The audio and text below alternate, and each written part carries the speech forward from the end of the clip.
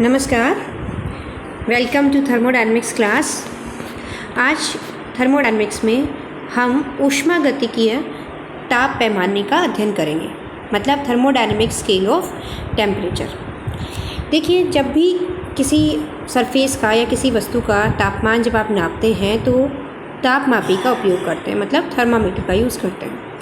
अब थर्मामीटर में जनरली आप लैब में जब वर्क करते हैं, जब किसी मटेरियल का या सरफेस का टेम्परेचर आपको मेजर करना होता है तो आप मर्क्यूरी थर्मामीटर का यूज़ करते हैं, जिसमें मर्क्यूरी फिल होता है। तो देखिए क्या होता है, जब आप थर्मामीटर की टिप को उस सरफेस पर या उस मटेरियल के अंदर डालते हैं तो उस सरफेस के टेम्परेचर के अकॉर्डिंग मर्क्यूरी का लेवल ऊपर की तरफ इंक्रीज़ होता है और वो जिस रीडिंग पर कांस्टेंट हो जाता है वो रीडिंग उस सरफेस के तापमान को व्यक्त करती है।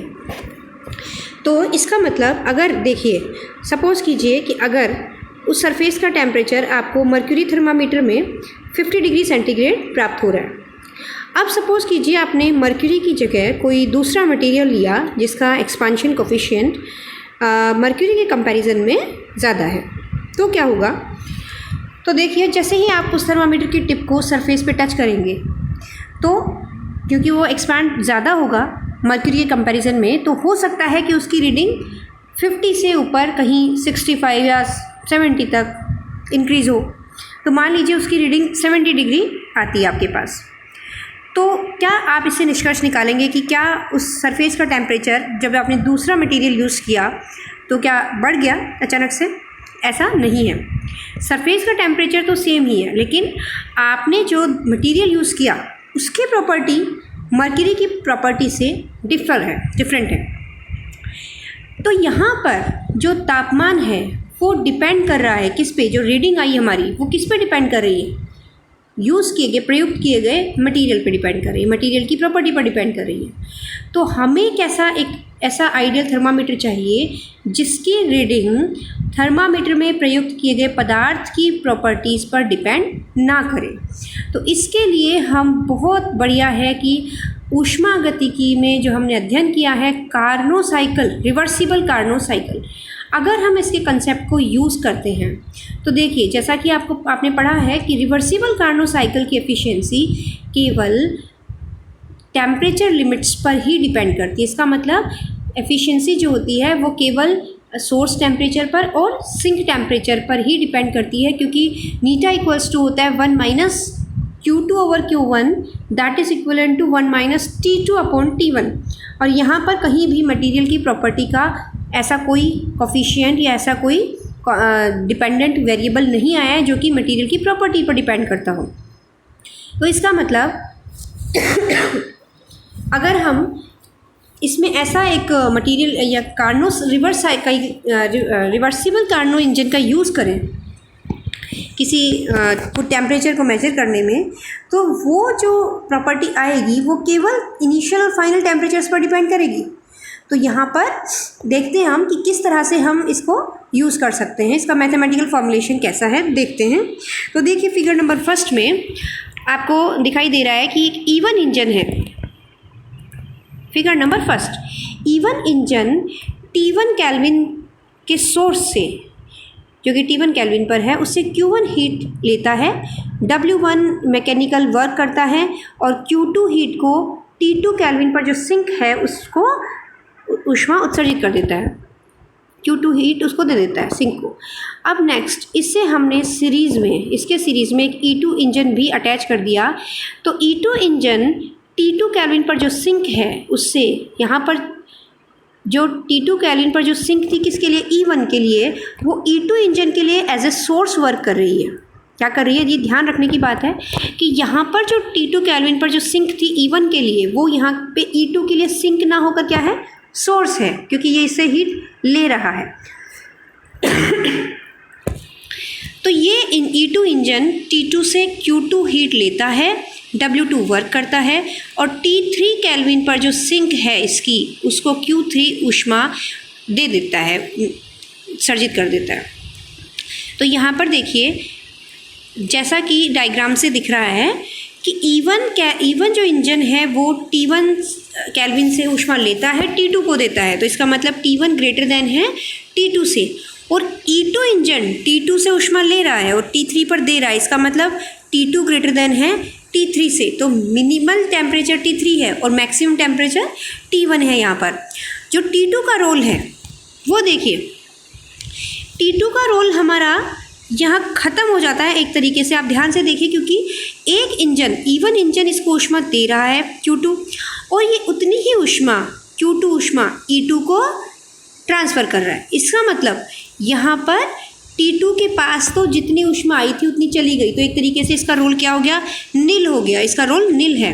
तो देखिए अगर हम इसका इक्विवेलेंट डायग्राम बनाएं, अगर इसका इक्विवेलेंट इंजन बनाएं तो देखिए फिगर नंबर 2 पे देखिए, T1 केल्विन से एक E3, जो ये हमने E1 E2 की बात करी है, इन दोनों को हमने क्या कह दिया, कंबाइंडली E3 कह दिया।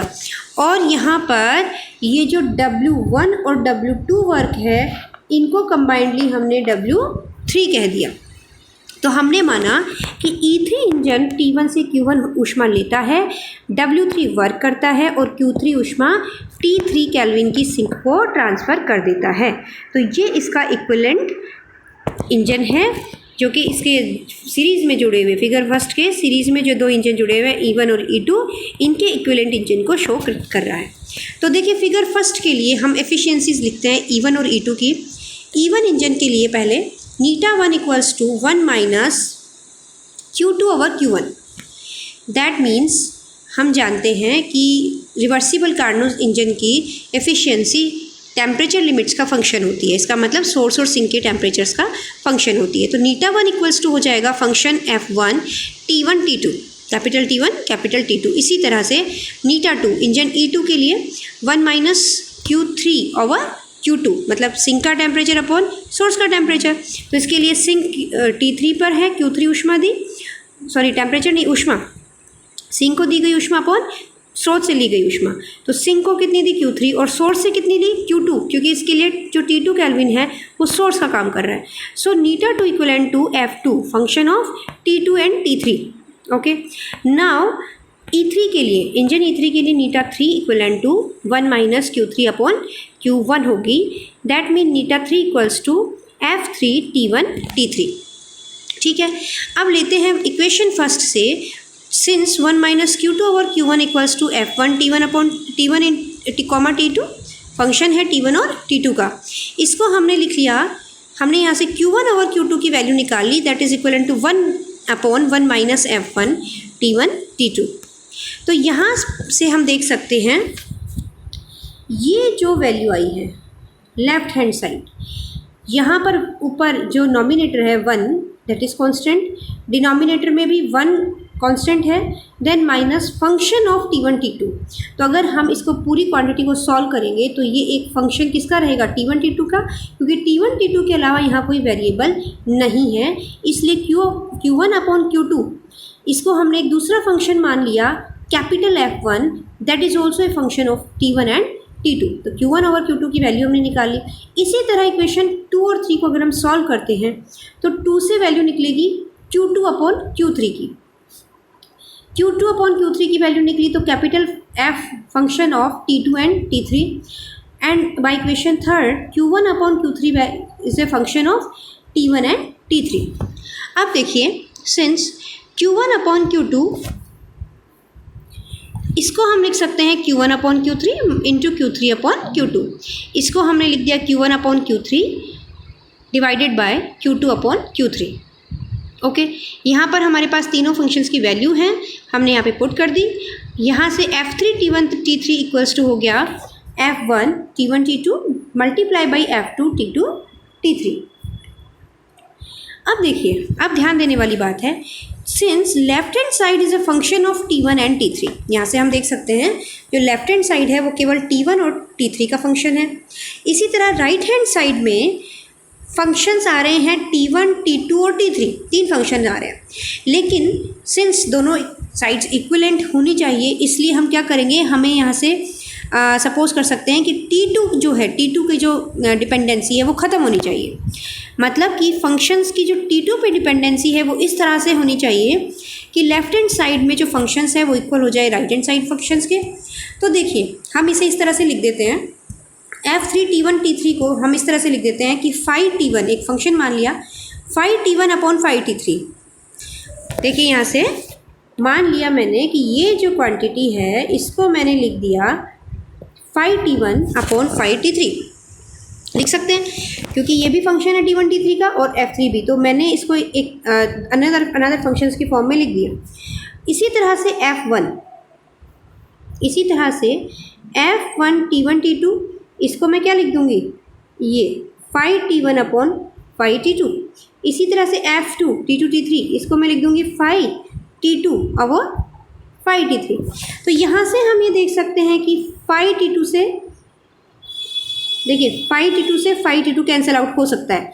अगर हम इस फॉर्म में लिखते हैं तो यहाँ से T2 की डिपेंडेंसी खत्म हो जाएगी और राइट हैंड साइड इक्विवेलेंट हो जाएगी लेफ्ट हैंड साइड के। So here F1 T1 T2, क्योंकि जो मैंने इस फॉर्म में लिखा है तो मैं F1 T1 T2 की जगह मैंने क्या लिखा है, phi T1 upon phi T2, तो मैंने यही चीज़ यहाँ लिखी है। सो इसको मैंने मान लिया, और सिंस ये जो F1 T1 T2 था इसकी वैल्यू हमने पिछली स्लाइड में निकाली थी F1 T1 T2, last equation देखिए, F1 T1 T2 is equivalent है Q1 अपॉन Q2 के। तो यहाँ पर भी F1 T1 T2 equals to हो गया phi T1 upon phi T2 that is equivalent to Q1 upon Q2। So since we know T1 greater than T2 है, क्योंकि सोर्स का टेम्परेचर ग्रेटर देन है सिंक के टेम्परेचर से, and Q1 greater than है Q2 के। So phi T1 is also greater than phi T2 होगा। इसका मतलब जो फाई है, हमारा जो फंक्शन हमने डेवलप किया है वो ताप T का रेखीय फलन है। जैसे जैसे ताप बढ़ रहा है, जैसे हमने कहा कि T1 ग्रेटर देन है T2 के, इसका मतलब T2 कम है T1 ज़्यादा है, तो इसका मतलब फाई T2 भी कम आ रहा है, फाई T1 ज़्यादा आ रहा है, तो इसका मतलब फाई जो है ताप T का रेखीय फलन। अगर हम ताप बढ़ा देंगे तो जो हमारा फंक्शन है उसकी वैल्यू भी इंक्रीज़ हो जाएगी। तो हमने यहाँ पे मान लिया फाई T1 को τ1 एंड फाई T2 को τ2, तो Q1 अपॉन Q2 इक्वलेंट हो गया τ1 अपॉन τ2। तो इस तरह से देखिए हम कह रहे हैं कि ये जो ताप पैमाना जो आया, क्योंकि Q1 अपॉन Q2 इक्वलेंट हो गया τ1 τ2 और हमारा जो फंक्शन है वो ताप के अनुक्रमानुपाती हो रहा है, तो इसका मतलब जो फाई T1 या फाई T हम जनरल फॉर्म में कहें फाई T, इसको हम ताप मापन के उपयोग में ला सकते हैं, इसको ताप मापने के काम में ले सकते हैं। तो ये जो ताप पैमाना है यहाँ पर, क्योंकि हमने रिवर्सिबल कार्नो इंजन का यूज़ किया है जो कि कार्यकारी पदार्थ के प्रॉपर्टीज़ पर डिपेंड नहीं करता है, इसी को हम क्या कहते हैं, ऊष्मागतिक ताप पैमाना भी कहते हैं। और ये जो ताप पैमाना है, इस ताप पैमाने पर किन्हीं दो तापों का अनुपात उन्हीं दोनों तापों के मध्य कार्य कर रहे कार्नो इंजन के द्वारा ग्रहण की गई तथा निष्कासित ऊष्माओं के अनुपात के बराबर होता है, क्योंकि τ1 अपॉन τ2 इक्वलेंट है Q1 अपॉन Q2 के।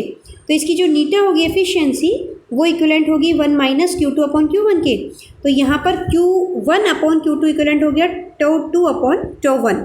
सो नीटा इक्वलेंट हो जाएगा 1 माइनस τ2 अपॉन τ1 के।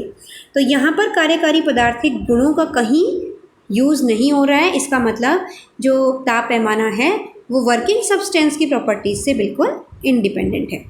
तो नेक्स्ट लेक्चर में हम एब्सोल्यूट ज़ीरो टेम्परेचर और थर्मोडायनेमिक टेम्परेचर स्केल की 1 डिग्री को डिफ़ाइन करेंगे। Thank you.